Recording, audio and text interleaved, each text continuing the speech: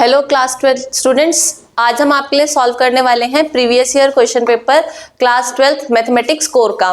तो चलिए डिस्कस करते हैं सीबीएसई का क्वेश्चन पेपर कैसा आया था लास्ट ईयर, उसको एनालाइज करते हैं और क्वेश्चंस को करते हैं सॉल्व, ताकि आप अपने नेक्स्ट एग्जाम के प्रिपरेशन के लिए अच्छे से तैयार हो सकें।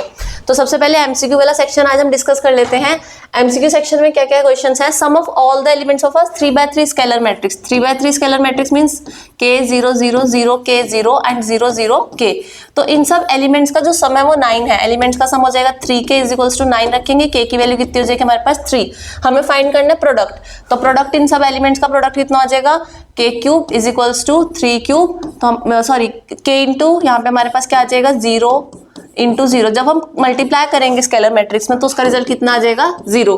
तो ऑप्शन नंबर ए इसका करेक्ट आंसर हो जाएगा 0। क्वेश्चन नंबर 2, इसमें हमारे पास क्या गिवन है?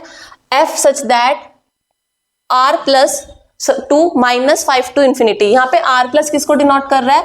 r plus is the set of all non negative real numbers. Non negative real number जितने भी होंगे, और ये -5 टू इन्फिनिटी का इंटरवल है, और ये हमारे पास फंक्शन डिफाइन है। तो फंक्शन जो होगा ये 1 1 होगा, ऑन टू होगा, बाइजेक्टिव। बाइजेक्टिव मतलब बोथ 1 1 एंड ऑन टू, 1 1 भी होगा और ऑन टू भी होगा, या फिर नीदर 1 1 नॉर ऑन टू। तो अब इसमें 1 1 के लिए हम क्या चेक करेंगे? fx1 is equals to fx2 simplify करेंगे। तो जब बच्चों इसको हम सिंप्लीफाई करेंगे हमारे पास x1 की वैल्यू x2 के इक्वल आ जाएगी, जिससे हमारे पास ये इंप्लाई हो जाएगा कि फंक्शन 1 1 तो है। ऐसे फिर हम इसमें ऑन टू के लिए शो करेंगे y is equals to 9x square plus 6x minus 5। तो अगर हम इसको आइडेंटिटी के फॉर्म में चेंज करें हो जाएगा 3x square minus 6x plus 1 and minus 6। 5 को हम 1 माइनस 6 के रिप्रेजेंट कर सकते हैं, तो ये हमारे पास हो जाएगा 3x minus 1 whole square minus 6। ये जो 3x माइनस 1 होल स्क्वायर है ये हमेशा क्या रहने वाली टर्म पॉजिटिव, और पॉजिटिव नंबर में से हम 6 को सब्ट्रैक्ट करेंगे तो हमारे पास x की वैल्यू मिनिमम 1 आने वाली है। इस पूरे पैटर्न की वैल्यू मिनिमम क्या आएगी 1, क्योंकि हमारे पास जो x है वो नॉन नेगेटिव रियल नंबर्स है। तो यहाँ पे हमारे पास y की वैल्यू -5 आएगी मिनिमम, और उसके आगे ग्रेटर आएगी -5 एंड सो ऑन। तो y की वैल्यू जो रहने वाली है वो -5 टू इन्फिनिटी रहने वाली है। तो ये जो y है जो हमारे पास रेंज आई है वो कोडोमेन के इक्वल आ गई, तो ये फंक्शन ऑन टू भी है। तो बोथ 1 1 एंड ऑन टू, तो ऑप्शन नंबर सी इसका करेक्ट आंसर हो जाएगा कि function is 1 1 and onto, that is bijective function. Next third question पर चलते हैं। डिटर्मिनेंट्स का क्वेश्चन है। इसका जो डिटर्मिनेंट की वैल्यू है वो k टाइम्स ऑफ abc के इक्वल है। तो इसका हम डिटर्मिनेंट पहले फाइंड कर लेते हैं, -a into plus bc minus bc, फिर -b। यहाँ पे हमने पहले ये वाला एलिमेंट लिया, फिर अब ये वाला एलिमेंट लेंगे तो -ac and then plus c, और c के साथ क्या आ जाएंगे एलिमेंट्स ab प्लस ab। तो इसको सिंप्लीफाई करने के बाद हमारे पास रिजल्ट आएगा, ये टर्म तो एलिमिनेट ही हो जाएगी, ये हो जाएगा -2ac, तो minus minus plus 2abc and ये 2abc दैट इज 4abc। तो इसको हम kabc से कंपेयर करेंगे तो k किसके इक्वल हो जाएगा 4 के इक्वल। तो option number D correct answer MCQ number 3 के लिए। Next question, question number 4, discontinuity के पॉइंट बताने हैं। तो इसमें पॉइंट्स हमारे पास -3 है, +3 है, तो x लेस देन -3 पे तो वो कॉन्टिन्यूस होगा being a polynomial function. x greater than -3 पे भी कॉन्टिन्यूस होगा, x लेस देन 3 पे भी कॉन्टिन्यूस, और x less than greater than 3 पर भी कॉन्टिन्यूस होगा। अब हमें चेक कहाँ पर करने हैं? x इज इक्वल्स टू -3 पे। तो अगर हम x इज इक्वल्स टू -3 पे लिखेंगे तो हमारे पास जो लेफ्ट हैंड लिमिट आएगी, लेफ्ट हैंड लिमिट हमारे पास इस वाले फंक्शन में से आएगी, तो मॉडुलस ऑफ -3 + 3 क्या प्रोवाइड करेगी वैल्यू 6। राइट हैंड लिमिट कितनी आएगी? राइट हैंड लिमिट इस वाले फंक्शन में -2 इंटू -3, तो ये भी कितना आ जाएगा +6। तो लेफ्ट हैंड लिमिट और राइट हैंड लिमिट दोनों इक्वल है, तो x इज इक्वल्स टू -3 पे भी फंक्शन क्या है कॉन्टिन्यूस है। लास्ट हम चेक करेंगे x इज इक्वल्स टू 3 पर। तो x इज इक्वल्स टू 3 पे लेफ्ट हैंड लिमिट हम इस वाले फंक्शन में से लेंगे, 2 इंटू 3 -2 इंटू 3 -6, और राइट हैंड लिमिट हम पुट करेंगे 6x प्लस 2 में, तो 6 इंटू 3 + 2 ये हो जाएगा 18 + 2 20। यहाँ पे हमारे पास लेफ्ट हैंड लिमिट और राइट हैंड लिमिट इक्वल नहीं है, तो x इज इक्वल्स टू 3 पे फंक्शन क्या आ जाएगा डिसकंटिन्यूअस। तो एक पॉइंट ऐसा है जहाँ पे फंक्शन क्या है डिसकंटिन्यूअस है, तो ऑप्शन नंबर बी इसका करेक्ट आंसर हो जाएगा। Number of points of discontinuity 1 point है, यहाँ पे फंक्शन डिसकंटिन्यूअस है। 5th क्वेश्चन हमें चेक करना है कि कौन से उस पर इंक्रीजिंग है और कहाँ पर डिक्रीजिंग है। तो strictly increasing and strictly decreasing function इसमें हमें चेक करना है। fx is equals to x³ minus 3x square plus 12x minus 18। Function का डेरिवेटिव हम पहले फाइंड कर लेंगे, 3x square minus 6x plus 12। अब इसमें से 3 हम कॉमन ले लेते हैं, तो x square minus 2x plus 4, and इसको हम चेंज करेंगे अगर फंक्शन को, तो ये हो जाएगा 1 प्लस 3, पहले हम 4 को स्प्लिट कर देंगे तो हमारे पास बन जाएगी identity x minus 1 whole square plus 3। अब देखो बच्चों, x की कोई भी वैल्यू ले लो, इधर तुम पॉजिटिव रियल नंबर लो, नेगेटिव रियल नंबर लो या फिर 0 लो, ये पूरी टर्म क्या रहने वाली है, पॉजिटिव। रीजन 3 हमारे पास पॉजिटिव नंबर है, और x माइनस 1 का होल स्क्वायर, x माइनस 1 का होल स्क्वायर हमेशा क्या रहेगा, पॉजिटिव। उसमें हम 3 ऐड करेंगे तब भी वो क्या रहेगा, greater than 0, means greater than 3 add हो जाएगा यहाँ पे। तो यहाँ पे जो पूरी टर्म है ये हमेशा क्या रहने वाली है, ग्रेटर देन 0। तो यहाँ पे हमारा फंक्शन क्या हो जाएगा, स्ट्रिक्टली इंक्रीजिंग ऑन r, कि any value of real number की कोई भी रियल नंबर वैल्यू ले तो ये फंक्शन क्या रहेगा, स्ट्रिक्टली इंक्रीजिंग। उसके बाद क्वेश्चन नंबर 6 है इंटीग्रेशन चैप्टर में से। इंटीग्रेशन की वैल्यू हमें गिवन है sin x minus cos x upon 1 plus sine x cos x, और लिमिट है 0 टू π/2। इसमें हम P4 अप्लाई करेंगे, I is equals to integration of 0 to π/2 sine π/2 minus x minus cos π/2 minus x, and upon में क्या आ जाएगा हमारे पास 1 plus sine π/2 minus x and cos π/2 minus x, a minus x वाली आइडेंटिटी अप्लाई करेंगे dx। तो ये जो i है हमारे पास माइनस आई के इक्वल हो जाएगा, सारी टर्म सेम रहेंगी, बस साइन अपोजिट हो जाएगा। It implies that 2i is equals to 0, so i की वैल्यू हमारे पास क्या आ जाएगी, 0। ऑप्शन नंबर इसमें हमारे पास बी करेक्ट आंसर हो जाएगा कि इंटीग्रेशन की वैल्यू जो आएगी वो 0 आएगी। Next question, question number 7, the differential equation dy by dx is equals to fx comma y will not be a homogeneous differential equation, कि वो homogeneous differential equation नहीं होगी। कौन से केस में नहीं होगी homogeneous, देखो ऑप्शन नंबर बी तो बिल्कुल करेक्ट है, क्योंकि वो तो homogeneous होगी y अपॉन x की फॉर्म में, हमें dy by dx चाहिए। इसको हम सिंप्लीफाई करेंगे x square upon X Y plus Y square upon X Y, तो यहाँ पे x से x एलिमिनेट हो जाएगा, क्या बचेगा x upon Y plus Y upon X, तो ये वाली भी हमारे पास होमोजीनियस डिफरेंशियल इक्वेशन हो जाएगी, ये भी हो जाएगी क्योंकि x अपॉन वाई के फॉर्म में है। ऑप्शन नंबर ए इसका करेक्ट आंसर हो जाएगा, क्योंकि यहाँ तो y अपॉन एक्स है बट यहाँ सिंपल cos x है, तो इस वजह से ये होमोजीनियस नहीं होगी। तो ऑप्शन नंबर ए 7th क्वेश्चन का कि होमोजीनियस डिफरेंशियल इक्वेशन जो है वो फर्स्ट वाला ऑप्शन नहीं है। 8th क्वेश्चन, अगर आपको नहीं आ रहा है देखने के बावजूद भी, तो इसका मतलब बच्चों आपने एनसीईआरटी अच्छे से प्रिपेयर नहीं करी है। ये डायरेक्ट एनसीईआरटी में एग्जांपल दे रखा है कि dot product of A and B vector is equals to magnitude is less than equals to magnitude of A into magnitude of B. Next question, question number 9, coordinates of the foot of perpendicular drawn from the point 0, 1, 2 on the x axis। अब x axis के में जो vertices होता है वो a, 0, के format में रहते हैं, तो a की वैल्यू जो रहेगी वो इस वाले पॉइंट के कॉरेस्पॉन्डेंस में रहेगी। यहाँ पे a की वैल्यू कितनी है, 0, तो इसके कोऑर्डिनेट्स भी क्या रहेंगे, 0, 0, और आंसर नंबर डी हमारे पास करेक्ट आंसर हो जाएगा इसका क्वेश्चन नंबर 9th का। Next question, question number 10, common region determined by all the constants, की जो कॉमन रीजन डिटरमाइन होता है उसको हम क्या बोलते हैं, उसको हम बोलते हैं feasible region. Direct question, question number 10 का option number D. P be an event of an sample space, एक सैंपल स्पेस एस है, उसमें एक इवेंट है ई, तो probability of S condition to E, S condition to E का formula क्या लगेगा, S intersection E upon probability of E.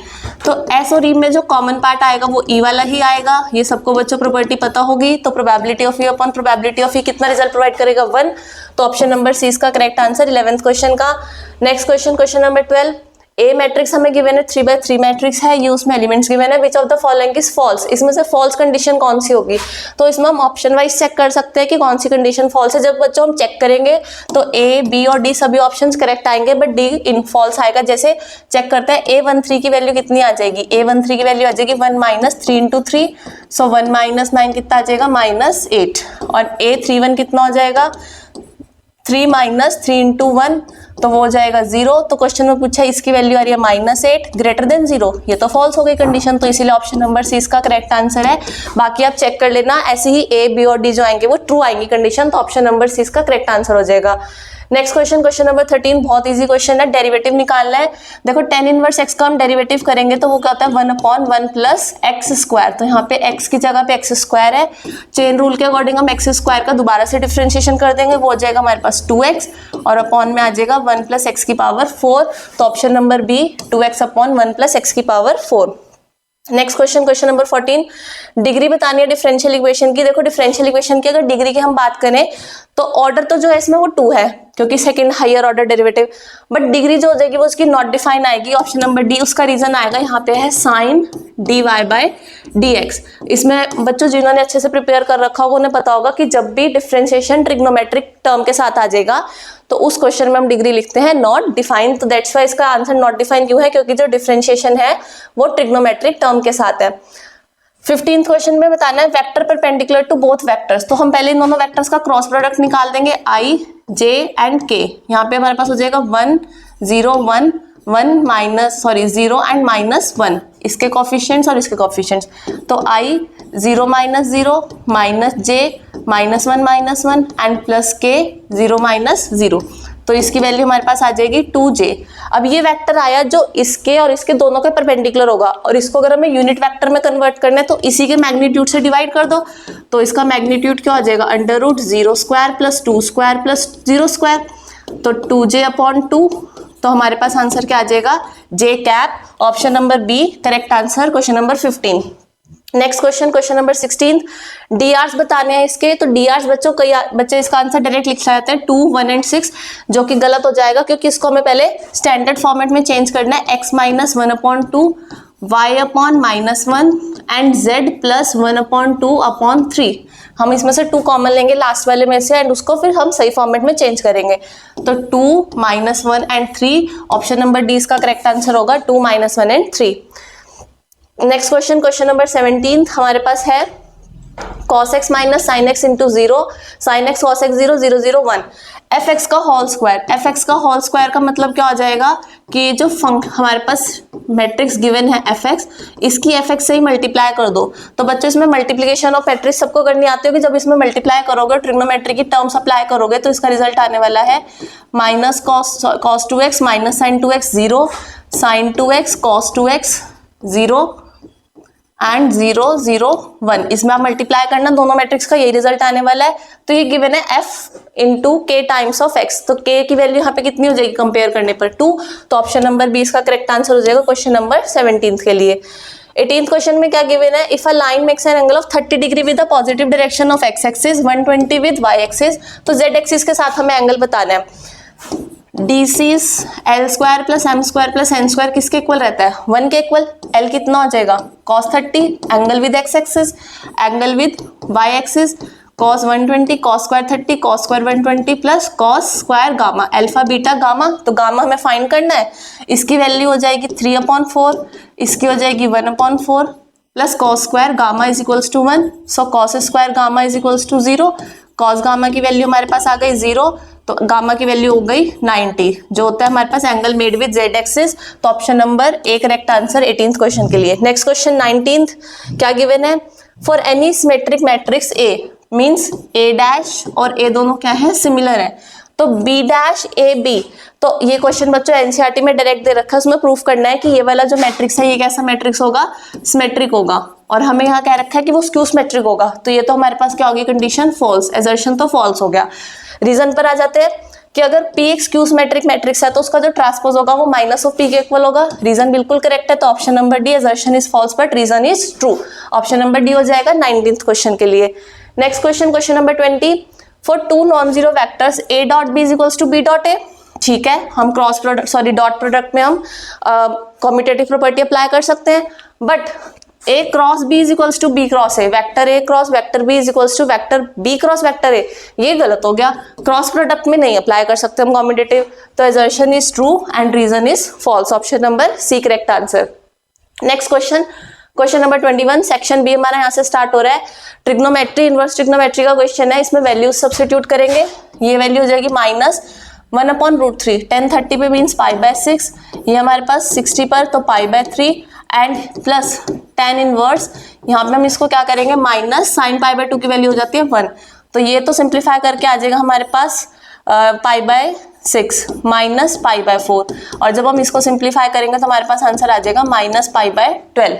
तो हमारे पास -π/12 आंसर आ गया। उन्होंने डायरेक्ट सॉल्यूशन शो कर रखा था, इसको ऐसे आप स्टेप्स वाइज शो कर सकते हो। नेक्स्ट क्वेश्चन इसी का बी पार्ट है जो चॉइस में आया हुआ था। डोमेन और रेंज बतानी है। तो डोमेन, साइन इनवर्स फंक्शन की जो डोमेन रहती है x > -1 एंड +1, तो यहाँ पे हमारे पास x² - 4 है greater than equals to -1 less than is equals to +1। ये -4 दोनों जगह प्लस हो जाएगा, तो 4 - 1 3 एंड 4 + 1 5।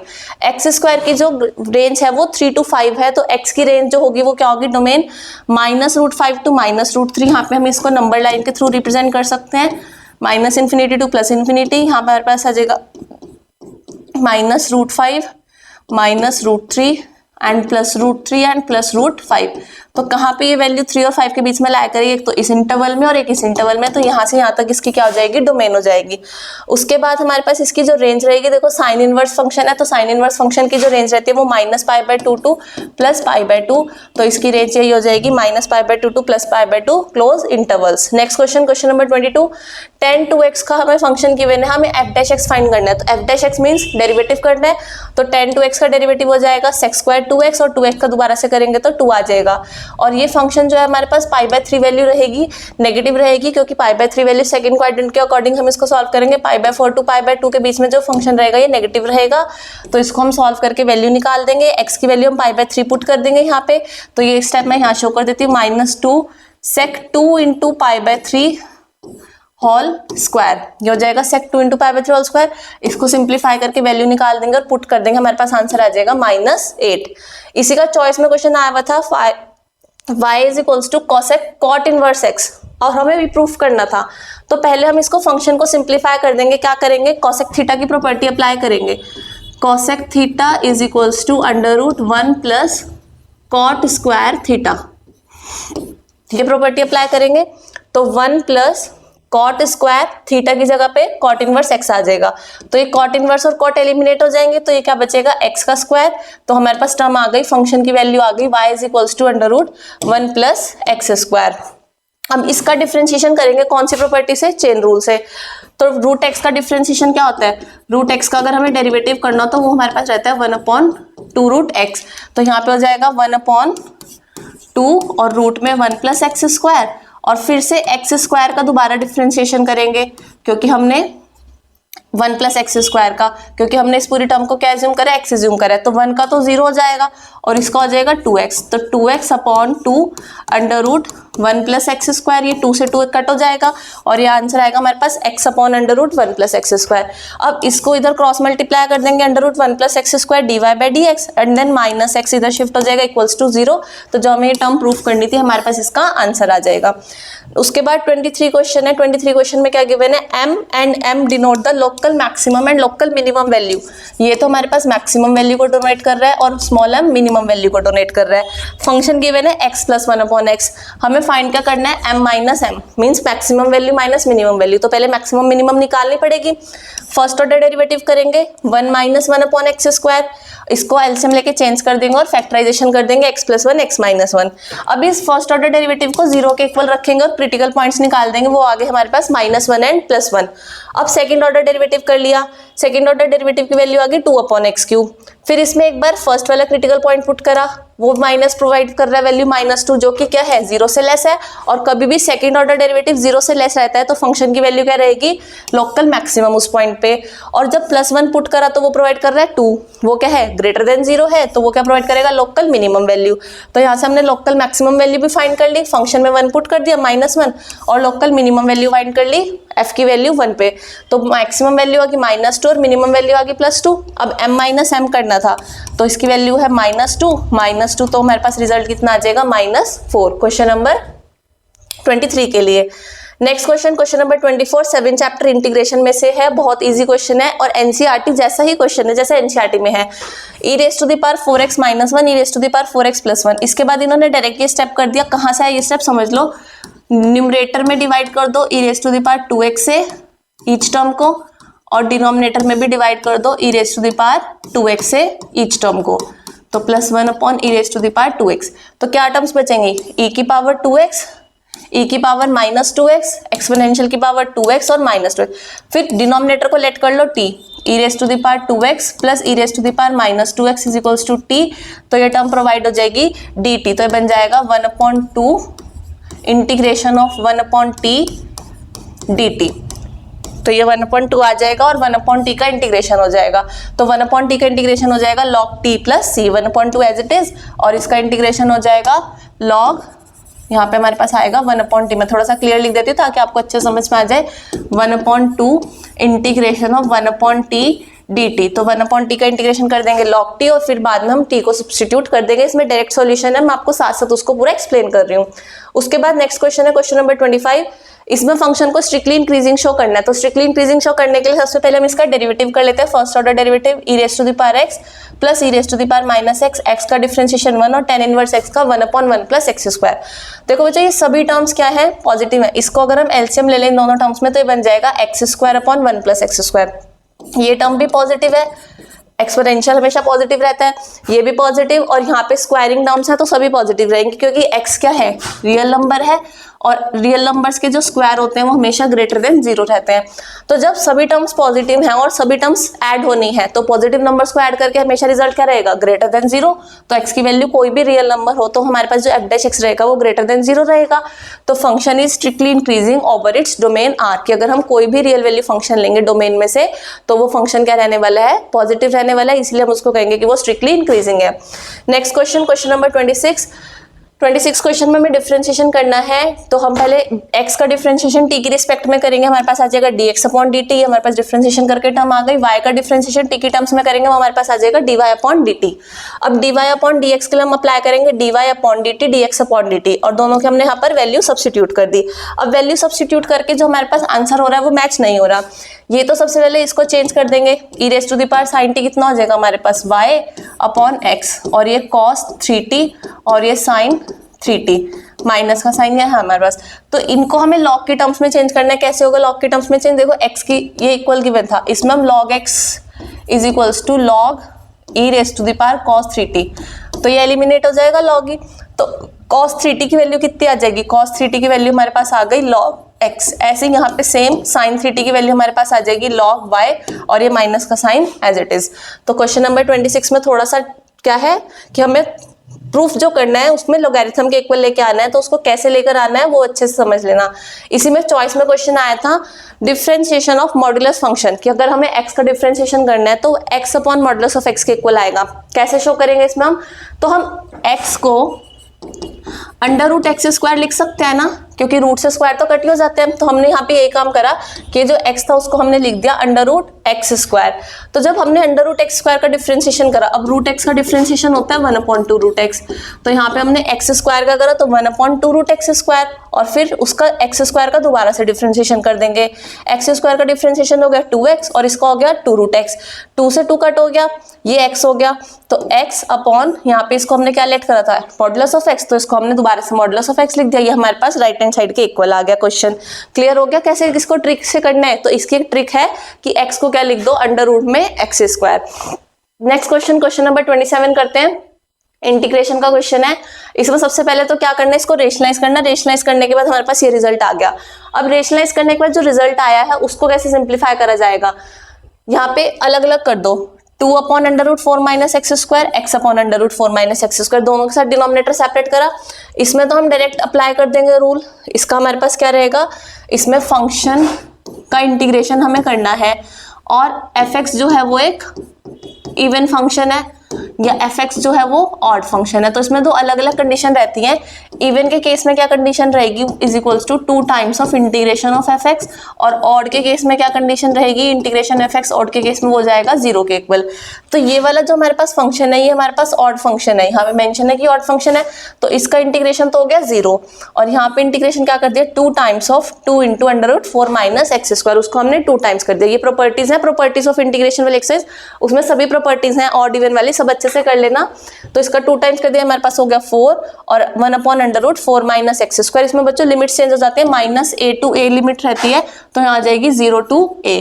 तो यहाँ पे हमने लिमिट चेंज कर दी, -2 to +2 थी, उसको हमने कर दिया 0 to 2, और फिर इसका इंटीग्रेशन होता है 1/√a² - x² का इंटीग्रेशन। बच्चों याद है ना सबको, साइन इनवर्स x/a, तो साइन इनवर्स x/2, और फिर जब हम इसमें लिमिट सब्स्टिट्यूट कर देंगे 4 sine inverse 2/2 minus sine inverse 0/2, क्योंकि हमारे पास जो लिमिट्स हैं वो 2 और 0 है, तो इसकी वैल्यू आ जाएगी हमारे पास π/2 और -0, और सिंप्लीफाई करने के बाद रिजल्ट आ जाएगा 2π, जो कि इसी का क्वेश्चन का आंसर है। इसी का बी पार्ट है क्वेश्चन का, इंटीग्रेशन हमें फाइंड करना है x ब्रैकेट में log x square minus 3 log x minus 4। तो इसमें हम क्या करेंगे, क्वेश्चन में log x को t सब्सटीट्यूट कर देंगे। log x को अगर हम लेंगे t तो 1/x dx is equals to dt। तो ये dx और ये x क्या फॉर्म कर देंगे, dt। तो हमारे पास क्वेश्चन किस फॉर्मेट में चेंज हो जाएगा, integration of T square minus 3t minus 4 dt। अब इसमें या तो आप कंप्लीटिंग द स्क्वायर कर सकते हो और या फिर आप इसमें क्या कर सकते हो, पार्शियल फ्रैक्शन।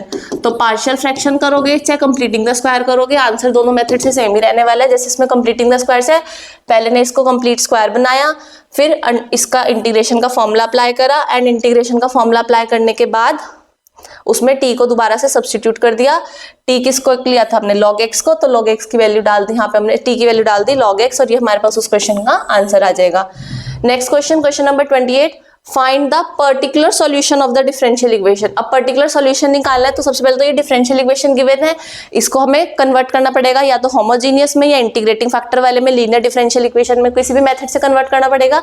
तो ये वाली जो इक्वेशन हो रही है चेंज, ये होमोजीनियस में चेंज हो जाएगी। तो dy बाई dx को सिंप्लीफाई करके हमने इसको होमोजीनियस इक्वेशन चेंज करी, फिर y को vx के इक्वल लेट करा, डिफरेंशिएशन करा both side with respect to x, तो dy by dx is equals to v plus x dv upon dx। अब इन दोनों को कंपेयर कर लेंगे आपस में। इन दोनों को जब हम आपस में कंपेयर करेंगे तो वेरिएबल सेपरेट हो जाएंगे, ये हमारे पास टर्म्स बन जाएंगी। फिर इंटीग्रेशन अब हम कर देंगे बोथ साइड, यहाँ पे v के टर्म्स में और यहाँ पे x के टर्म्स में। इंटीग्रेशन हमारे पास आ गया, ये इंटीग्रेशन करने के बाद वैल्यू आएगी, यहाँ पे हम सब्स्टिट्यूट कर देंगे वैल्यूज को। v की वैल्यू हमने क्या लिया था, y is equals to vx, तो v की वैल्यू सब्स्टिट्यूट हो जाएगी y अपॉन x। तो यहाँ पे हमने y और x की टर्म्स में इक्वेशन लेकर आ गए। ये हमारे पास क्या हो गई, जनरल इक्वेशन आ गई। अब जनरल इक्वेशन आने के बाद जो क्वेश्चन में हमें वैल्यू गिवन थी पर्टिकुलर सॉल्यूशन निकालने के लिए, y2 और x1, अब वो यहाँ पुट कर देंगे y2 और x1, तो उससे c की वैल्यू आ जाएगी हमारे पास माइनस का 1/2। c की वैल्यू निकाल दी, दोबारा से c की वैल्यू सब्स्टिट्यूट कर देंगे और ये हमारे पास इसका पर्टिकुलर सॉल्यूशन आ गया, जिसमें हमने आर्बिट्रेरी कांस्टेंट को क्या कर दिया, एलिमिनेट। इसी का बी पार्ट था डिफरेंशियल इक्वेशन वाले चैप्टर में से, इसमें जनरल सॉल्यूशन निकालना था। बच्चों सबको डिफरेंस तो क्लियर ही होगा, पर्टिकुलर सॉल्यूशन और डिफरेंशियल सॉल्यूशन में क्या डिफरेंस है। इसमें हमारे पास x और y की वैल्यूज नहीं गिवन है, तो हमारा जो आंसर रहेगा वो आर्बिट्रेरी कांस्टेंट के फॉर्म में ही रहेगा। तो डिफरेंशियल इक्वेशन गिवन है, इसको हमने कन्वर्ट कर दिया, ये लीनियर डिफरेंशियल इक्वेशन के फॉर्म में हो गई convert, dx upon dy plus py is equals to, sorry px हो जाएगा यहाँ पे, इज इक्वल्स टू qy। तो यहाँ पे हमारे पास जो p की वैल्यू हो जाएगी, p की वैल्यू हमारे पास आ गई -1/y और q की वैल्यू हमारे पास आ गई 2। तो यहाँ पे इंटीग्रेटिंग फैक्टर का फॉर्मूला लगाएंगे, integrating factor is equals to e raise to the power integration of y dy, sorry p। तो p का इंटीग्रेशन यहाँ पे हमने करा, ये हमारे पास वैल्यू आ गई। तो अब बस इसका सॉल्यूशन निकालना है। सॉल्यूशन के लिए क्या करते हैं, x into integrating factor is equals to integration of q with respect to y। तो हमारे पास इसको सॉल्व करने के बाद हमारे पास इक्वेशन बन गई x is equals to 2y square plus cy। Next question number 29, position vectors हमें दे रखे हैं a b c तीनों पॉइंट्स के, एक ट्रायंगल है और इसमें हमें एंगल्स निकालने हैं। तो एंगल बिटवीन टू लाइंस का फॉर्मूला लगाएंगे। एंगल बिटवीन टू लाइंस, जैसे अब हमें एंगल ए निकालना है, तो एंगल ए कौन कौन सी दो लाइंस के बीच में है, ए बी एंड ए सी।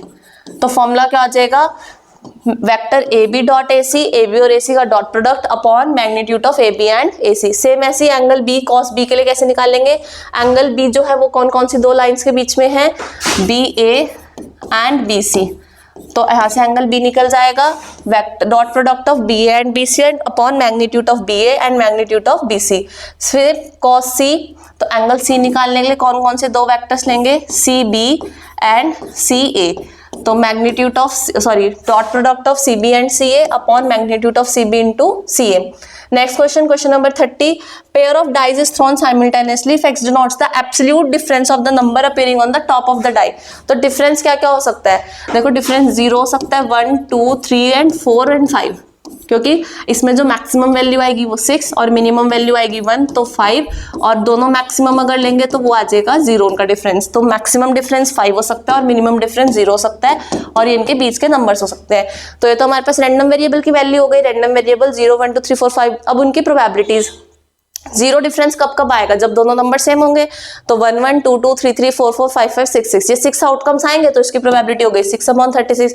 तो ऐसे इन सब के आउटकम्स कैलकुलेट काउंट कर लेंगे कितने कितने, काउंट करने के बाद सबकी प्रोबेबिलिटीज निकाल दी, तो हमारे पास रैंडम वेरिएबल का टेबल बन गया। बस हमें इसमें टेबल ही बताना था, प्रोबेबिलिटी डिस्ट्रीब्यूशन टेबल बनाना है। अगर मीन एक्सपेक्टेशन वगैरह निकालना होता तो वो आगे कर लेते। 31st क्वेश्चन में हमारे पास गिवन है इंटीग्रेशन हमें इसमें फाइंड करना है। इसमें इस टर्म को टी लेट कर देंगे, x की power 3/2 is equals to T, तो 3/2 x की power 3/2 -1 dx is equals to dt। तो ये कितना हो जाएगा हाफ, तो 3/2 या फिर √x into D X is equals to 2/3 dt। तो यहाँ पे जब हम इसको सब्सटीट्यूट कर देंगे 2/3, अब x स्क्वायर में से √x हटा दो तो क्या बचेगा, √x हट जाएगा तो हमारे पास कितना बचेगा t स्क्वायर। तो t स्क्वायर तो वो पहले से ही था, t स्क्वायर नहीं बचेगा यहाँ पे। देखो यहाँ पे x की पावर जो थी वो कितनी थी 2 में से 1/2 सब्ट्रैक्ट कर दो तो कितनी बचेगी 3/2, तो x की पावर 3/2 बचेगी और इसकी जगह पे मैं इसको क्या सब्स्टिट्यूट कर दूंगी यहाँ पे t, और ये हो जाएगा sin इनवर्स t dt। तो ये हमने सब्स्टिट्यूट कर दिया t की टर्म्स में, तो हमारे पास क्वेश्चन बन गया 2/3 t into sine inverse t dt। अब इसमें हम बाय पार्ट्स वाला अप्लाई करेंगे, integration by parts. Sine inverse t को हम फर्स्ट फंक्शन लेट करेंगे, t को हम सेकंड फंक्शन लेट करेंगे और इंटीग्रेशन बाय पार्ट्स करके हमारे पास इसका सॉल्यूशन आ जाएगा। नेक्स्ट क्वेश्चन नंबर ये इसका पूरा सॉल्यूशन हो जाएगा बाद में जब हम t को भी सब्स्टिट्यूट कर देंगे। तो next question number 32। Question number 32 में हमें क्या फाइंड करना है, फाइंड नहीं करना सॉरी प्रूफ करना है। फंक्शन गिवन है f(x) is equals to 2x/1 + x², neither 1 nor onto, तो ना तो वो वन फंक्शन है ना ही वो ऑन टू फंक्शन है। तो पहले यही शो कर लेते हैं। तो f(x1) को f(x2) के इक्वल रखेंगे, इक्वल रखा दोनों फंक्शंस को। जब हमने इसको सिंप्लीफाई करा तो हमारे पास ये फैक्टर्स आ गए, x1 - x2 को 0 के इक्वल रखेंगे तो x1 x2 के इक्वल आ जाएगा। बट अगर हम 1 - x1 x2 को 0 के इक्वल रखेंगे तो x1 × x2 किसके इक्वल हो जाएगा 1 के इक्वल। तो इससे तो x1 x2 इक्वल आया नहीं, और 1 1 शो करने के लिए हमें क्या शो करना होता है कि x1 जो होगा वो x2 के इक्वल होगा, तो ये फंक्शन 1 1 नहीं होगा। ऑन टू के लिए क्या करेंगे, फंक्शन को y के इक्वल लेट करेंगे, y is equals to 2x + 1/x², quadratic form में चेंज करें, x की हमने वैल्यू फाइंड कर दी। अब 4y² को ग्रेटर देन इक्वल्स टू 0 होना पड़ेगा, तभी ये फंक्शन रियल फंक्शन रहेगा। तो इसका मतलब y² की value less than is equals to 1 हो जाएगी। तो y की वैल्यू -1 से +1 के बीच में लाया करेगी। अब रेंज हो गई इसकी, वो क्या आ गई -1 से +1, और इसका जो ये तो हो गई हमारे पास रेंज। और क्वेश्चन में इसका कोडोमेन कितना गिवन था, फंक्शन कहाँ से कहाँ पे डिफाइन, रियल नंबर पर। ये हमारे पास हो गया इसका कोडोमेन। ऑन टू फंक्शन के लिए क्या होना पड़ता है, ऑन टू फंक्शन के लिए किसी भी फंक्शन की कोडोमेन और रेंज को सेम होना पड़ता है, जो कि यहाँ नहीं हो रहा। तो यहाँ पे लिख देंगे क्योंकि जो रेंज और कोडोमेन है वो सेम नहीं है, तो ये फंक्शन ऑन टू भी नहीं है। अब क्वेश्चन में पूछा है कि find set A so that the given function become onto. Real set से ए सेट पे डिफाइन होगा तो वो ऑन टू हो जाएगा। तो ए का क्या होना चाहिए फंक्शन, तो ए सेट क्या होना चाहिए, ए सेट को उसकी रेंज के इक्वल होना चाहिए, जो उसकी रेंज क्या आई थी -1 to +1। नेक्स्ट क्वेश्चन नंबर इसी का बी पार्ट है। रिलेशन डिफाइन है नेचुरल नंबर्स पे, N is a set of natural number a, b relation r, c, d। ये रिलेशन कब हो गई, मतलब एलिमेंट्स कब बिलोंग करेंगे रिलेशन में, जब a और c का डिफरेंस b और d के डिफरेंस के इक्वल होगा। तो इसको इक्विवेलेंस शो करना है। इक्विवेलेंस के लिए सबसे पहले हम रिफ्लेक्सिव शो करेंगे। रिफ्लेक्सिव कैसे शो करेंगे कि a, b r a, b, तो इनका जो डिफरेंस होगा a - a is equals to b - b, वो तो हमेशा 0 ही रहने वाला है, तो ये रिफ्लेक्सिव होगी क्योंकि ये एलिमेंट्स हमेशा बिलोंग करेंगे। सिमेट्रिक के लिए क्या करेंगे कि a, b और c, d तो बिलोंग कर रहे हैं, इसका मतलब b, a और c, d को भी करना पड़ेगा इसका अपोजिट। तो a और c का डिफरेंस, b और d का डिफरेंस हमें तो इक्वल गिवन है। अगर हम इसमें साइन चेंज कर दें तो c - a is equals to d - b, तो it implies that c, d are a, b, तो ये तो हो गई सिमेट्रिक। तो a, b, c, d belong कर रहे थे और c, d, a, b भी कर रहे हैं, तो हेंस r इज सिमेट्रिक। और लास्ट ट्रांजिटिव के लिए a, b, c, d, c, d, r, e, f, तो हमें इसमें शो करना पड़ेगा a - c is equals to b - d हमें गिवन है, और c - c is equals to d - f भी हमें गिवन है। तो इन दोनों इक्वेशंस को अगर हम ऐड कर देंगे तो c से c एलिमिनेट हो जाएगा, a - c किसके इक्वल हो गया b - f के, तो a, b, r, e, f, hence r is transitive की वो ट्रांजिटिव भी हो जाएगी। नेक्स्ट क्वेश्चन नंबर 33 है। 5 मार्क्स वाले क्वेश्चन बहुत इंपॉर्टेंट हैं और most of the questions NCERT के बेस हैं। जैसे हमने आपको वीडियो में बताया था कि अगर आप एनसीईआरटी अच्छे से कर लेते हैं तो आपका बहुत सारा पेपर का जो पोर्शन है वो अच्छे से कवर हो जाएगा, आपको टेंशन लेने की जरूरत नहीं है। नेक्स्ट क्वेश्चन है क्वेश्चन नंबर 33। हमें equation of a line find करनी है जो कहाँ से पास हो रही है, बाइसेक्ट द लाइन सेगमेंट, इन दोनों को ज्वाइन करके जो जा रही है उससे पास हो रही है।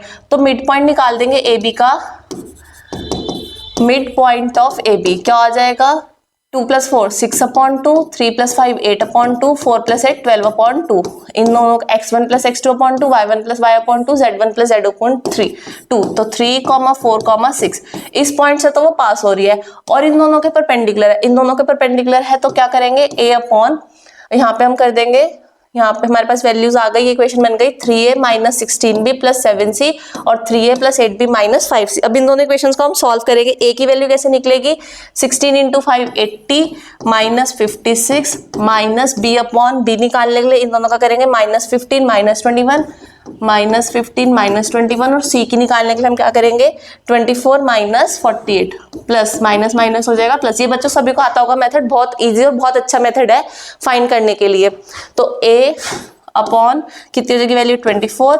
b/36 और c/72। इसको हम सिंप्लीफाई कर देंगे, सिंप्लीफाई कर लेंगे 12 के टेबल से 2, 3 एंड 6। तो हमारे पास क्या आ गए 2, 3 एंड 6 उसके DRs हो गए। तो इक्वेशन ऑफ लाइन क्या बन जाएगी, x - 3/2 is equals to y - 4/3 और z - 6/6। यहाँ पे हमारे पास इस पॉइंट से वो पास हो रही है और ये उसके DRs हैं। तो x - 3/2, y - 4/3 एंड z - 6/6। बहुत इंपॉर्टेंट क्वेश्चन और बहुत ही अच्छा क्वेश्चन है 33। Next question, question number 34। हमें इसको सॉल्व करना है मैट्रिसेस की इक्वेशंस को। तो कौन सा मेथड, इसमें हमारे पास जो मैट्रिक्स इन्वर्जन मेथड है उससे हम इसको सॉल्व करेंगे। यहाँ पे कोऑर्डिनेट्स लेंगे 2, 3, 10 फर्स्ट रो हो जाएगी generate, 4, 6, 5 second row and 6, 9, 20 third row. Sign ले लेना -6 एंड -20। वेरिएबल्स हमारे पास हो जाएंगे 1/x, 1/y, 1/z और इक्वल्स टू में हमारे पास आ जाएगा 4, 1 और 2। तो ये मैट्रिक्स की फॉर्मेट बन जाएगा ax = b। तो x निकालने के लिए हम कर देंगे a inverse × b। a inverse का फॉर्मूला सबको पता है, a इनवर्स कैसे निकलता है 1/det of a × adjoint of a। तो क्या करा हमने यहाँ पे, पहले तो डिटर्मिनेंट ऑफ a फाइंड करा, फिर a के कोफैक्टर्स निकाले, फिर एडजॉइंट मैट्रिक्स फॉर्म करा, फिर a इनवर्स का फॉर्मूला अप्लाई करा। ये हमारे पास a इनवर्स की वैल्यू आ जाएगी। ए इनवर्स निकाल दिया, यहाँ पे ए इनवर्स की मल्टीप्लाई कर देंगे बी मैट्रिक्स से। बी मैट्रिक्स से मल्टीप्लाई करने के बाद हमारे पास जो रिजल्ट जनरेट हुआ वो आया 1/2, 1/3 एंड 1/5। तो इसको 1/x से कंपेयर करेंगे तो x = 2, y = 3 एंड z = 5। सिर्फ और सिर्फ कैलकुलेशन का खेल है, क्वेश्चन बहुत इजी है। जैसे जैसे एनसीईआरटी में स्टेप्स है सेम वैसे ही आपको इसको सॉल्व करना है। इसी का बी क्वेश्चन है, बी पार्ट में मैट्रिक्स ए गिवन है, हमें a' और a इनवर्स का प्रोडक्ट निकालना है। तो a' तो क्या हो गया, ट्रांसपोज कर दो। ट्रांसपोज कैसे हो जाएगा 1 cot x और -cot x और यहाँ पे 1। रोज को कॉलम्स में और कॉलम्स को रोज में तो इंटरचेंज करना, वो तो सिंपल है। ए इनवर्स का फॉर्मूला अभी हमने डिस्कस करा, क्या करना है इनवर्स निकालने के लिए एडजॉइंट निकालना है, डिटर्मिनेंट निकालना है।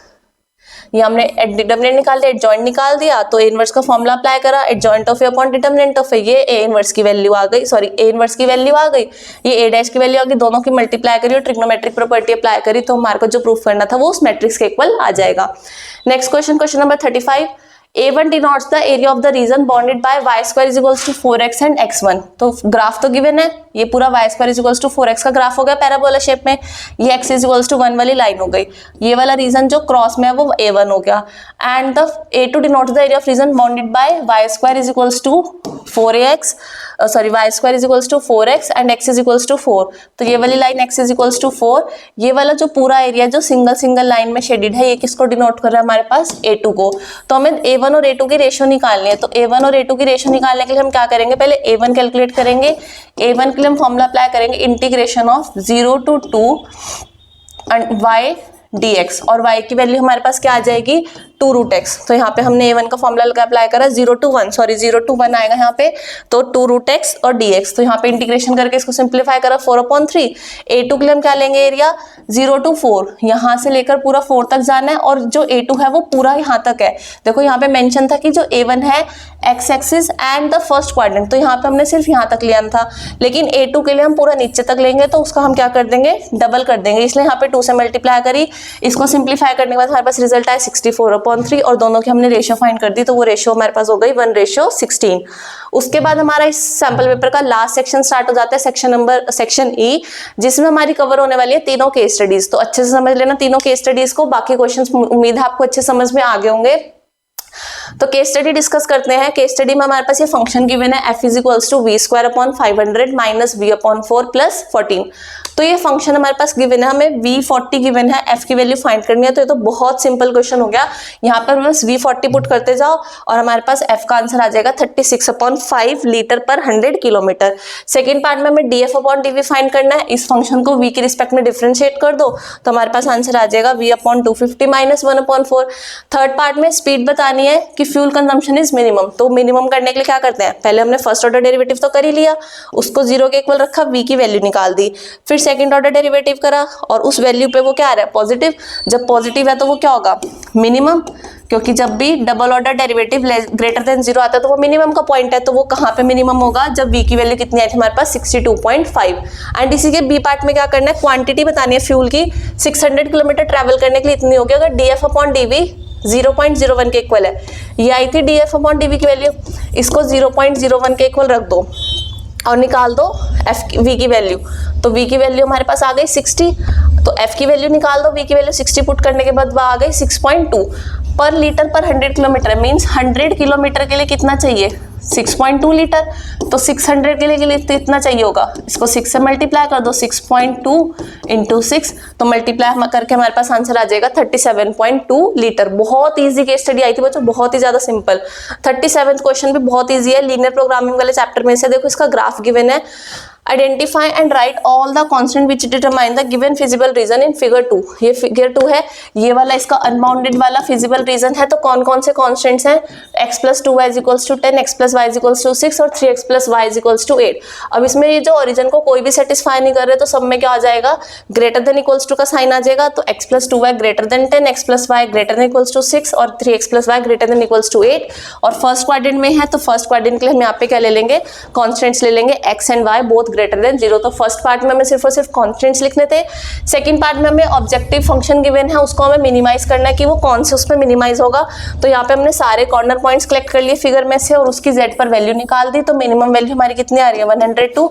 तो मिनिमम कॉस्ट हमारे पास कितनी हो जाएगी, 112 रुपीज। ये बहुत सिंपल केस स्टडीज आई थी लास्ट ईयर बच्चों एग्जाम में, तो ज्यादा टेंशन लेने की जरूरत नहीं है कि केस स्टडी कैसे करेंगे, कैसे सॉल्व होगी। तो बहुत ईजिली केस स्टडीज हो जाती हैं सॉल्व। उसके बाद 38 हमारे पास लास्ट केस स्टडी इस चैप्टर में से, सॉरी इस क्वेश्चन पेपर में से क्या गिवन है कि प्लेन क्रैश की डाटा गिवन है। क्या क्या रहता है, प्रीवियस रिकॉर्ड से पता चला है कि probability that the airplane crash is 0.0001%। ये प्रोबेबिलिटी दे रखी है प्लेन क्रैश होने की। 95% chances that there will be survive after a plane crash, कि प्लेन के क्रैश होने के बाद जो पैसेंजर्स है वो सर्वाइव कर जाते हैं, उसकी प्रोबेबिलिटी कितनी है, 95%। Assume that in no case of crash all traveller survive. Obvious सी बात है कि अगर प्लेन क्रैश ही नहीं हुआ तो सारे ट्रैवलर सर्वाइव करेंगे, तो उसकी प्रोबेबिलिटी हम कितनी ले लेंगे, 1 ले लेंगे।